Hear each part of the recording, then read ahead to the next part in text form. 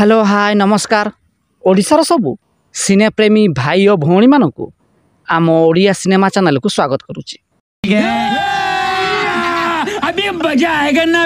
आज कथा हवा निर्देशक अनुप पट्टनायक रावण सिनेमार ना बदलाइबा कहीं चाहूले।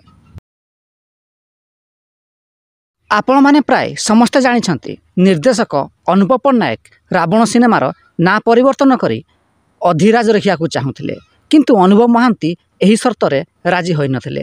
फलरे रावण सिनेमारू निर्देशक अनुप पट्टनायक पहरी जाइछंती।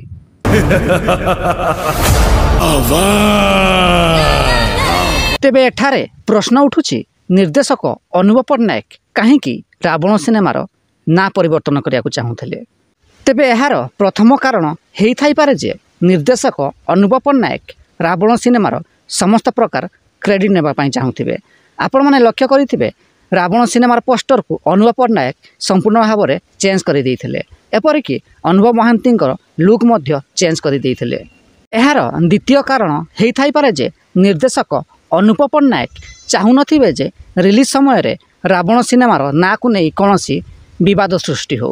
एहा छड़ा रावण नाटी जेहेतु हिंदू धर्मर पौराणिक कहानी आसी सेतिपाई सिनेमार ना रावण रखागले सिनेमाटी सेंसर पाइबारे असुविधार सम्मुखीन हो पारे बोली निर्देशक अनुप पट्टनायक चिंता करिथिबे।